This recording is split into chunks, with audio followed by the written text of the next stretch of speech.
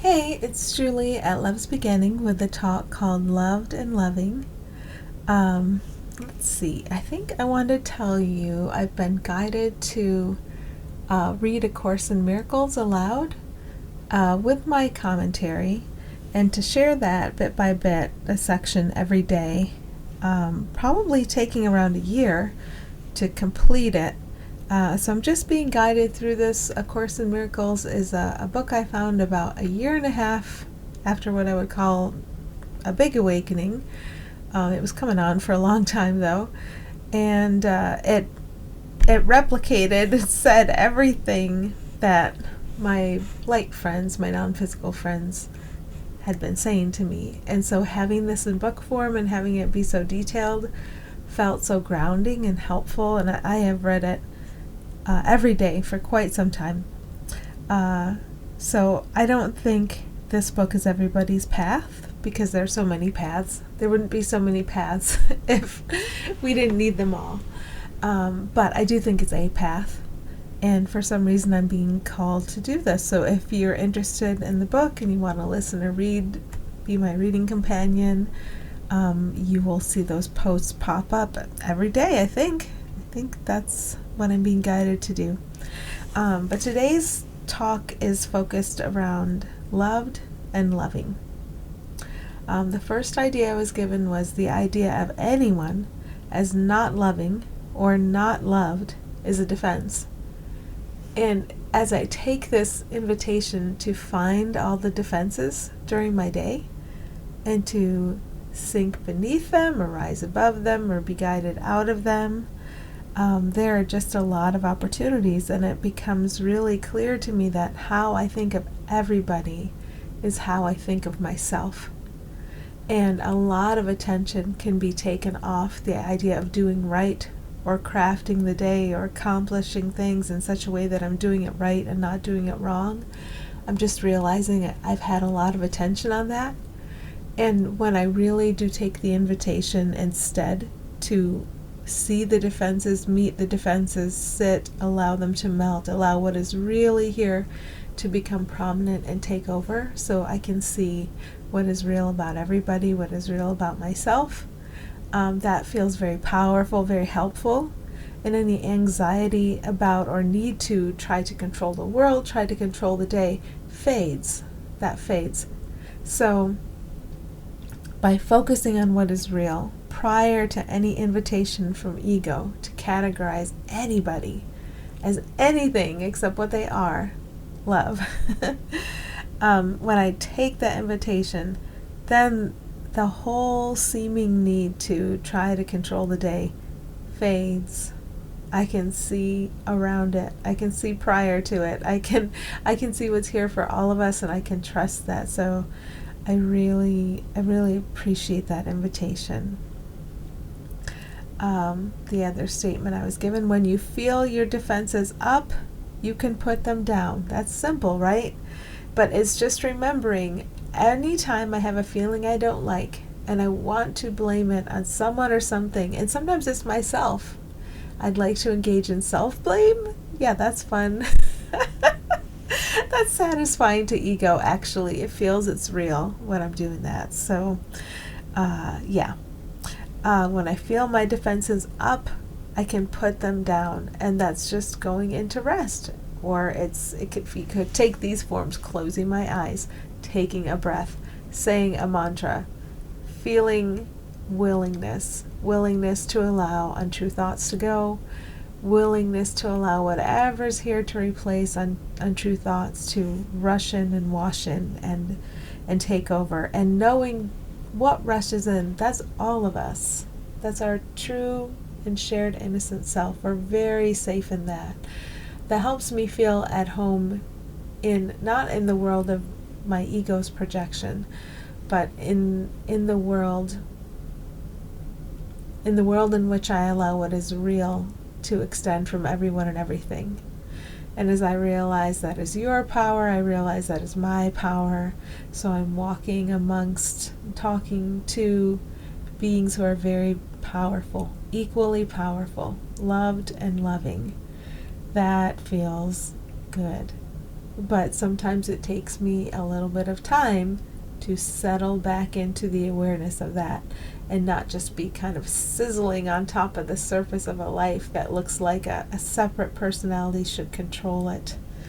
For what purpose? For the separate personality satisfaction. I'm starting to see the satisfaction of the separate personality as a myth. Granted, I don't see it that way if I'm going after a candy bar or something.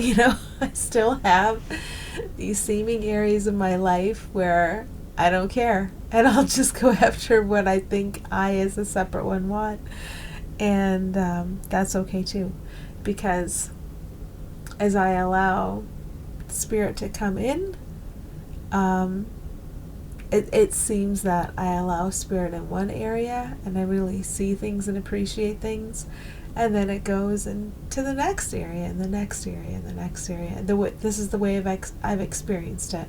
Like with physical symptoms, I just noticed today, I will allow for the experience of physical pain, I'll allow spirit in and I'll really sit and I'll watch it dissolve, and it's really cool to be in the presence and to allow what the presence can show us, to allow the perception to fade. But for some reason, itchiness, no, I've made itchiness king. I've made itchiness God. Itchiness is more powerful than God. And I realized that, when something's itchy, I just go for it. As a body, I control it. I scratch. I do whatever. Instead of sitting and looking at it. So there's always that new thing every day. I'll realize, I've let this be God. This separate thing. I've let this separate thing be God and control me. And I don't have to do that. I can just look at it. So that's very empowering to see every day a new way, a new thing. I can just sit and recognize not just my power, but everybody's power. The power I find I discover is everybody's power. So it helps me look on everybody, very enthusiastically. I get to look at you with a lot of enthusiasm. All right, let's see what else. You can pause. You can ask to see all as loved and loving. Yeah, so when I have been listening to ego for 1, 2, 3, 4, 5 thoughts in a row, boy, I really get entrenched when I allow it to be 5 thoughts in a row, and then I realize what I've done and I have to work myself out of it. Just the reminder, everyone is loved. Everyone is loving. That's a good reminder for me lately. It helps bring me back out of my perceived as separate self. Sitting still and asking to see everyone you think of as loved and loving does far more than any doing your ego recommends from fear. And I appreciate being able to see this, the doing. The ego recommends all these doings, and I can feel that they're being recommended from fear.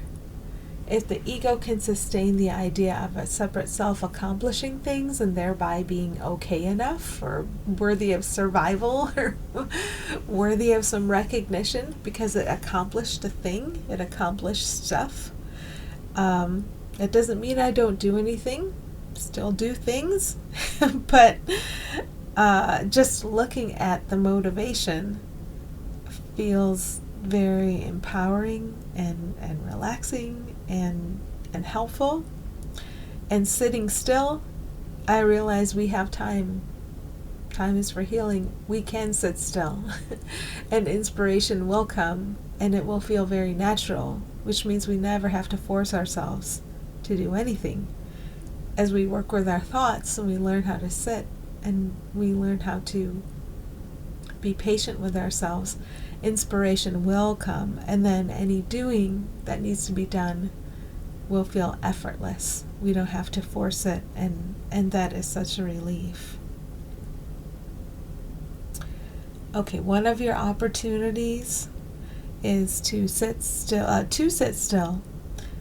Is in the midst of your perceived need to get or fetch approval. And thank you, Facebook.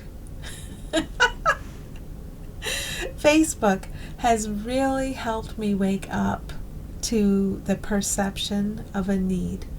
I need to go get approval. I need to go fetch approval. That I doesn't exist. Those are thoughts from ego. They're not my real thoughts. When I hear them, I don't have to act on them.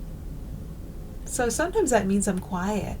This has happened to me before. I always say there are major cycles and mini cycles of healing, and it seems like we can go through them, and then, this healing seems to be happening in another area, but it's really everywhere all the time, and then we come back to it, and we go through major and mini cycles again.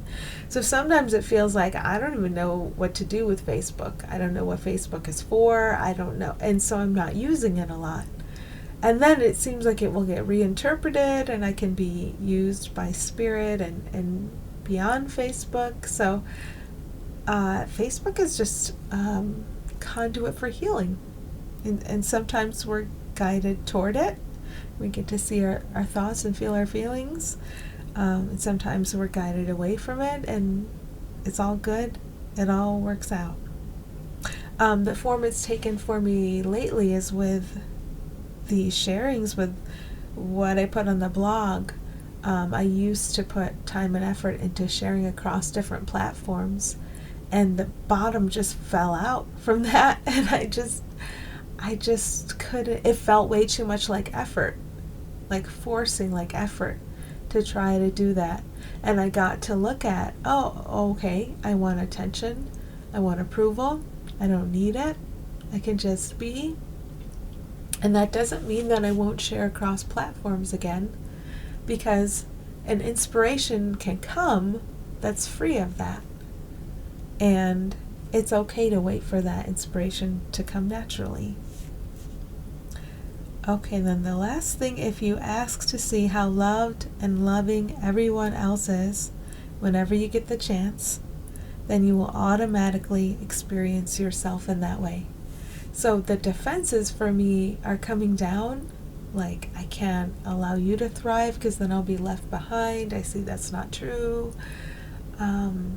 If you get attention, then I'm not getting it. I see that's not true.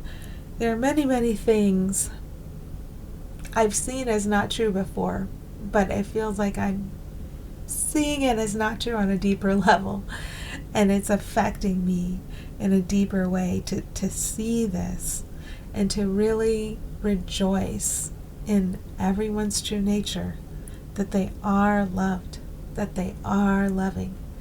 And how I experience everybody is how I have chosen to see, and I can always go in and ask for that perception correction. So that's where I am, not reaching out as much in the physical seemingly, but in mind,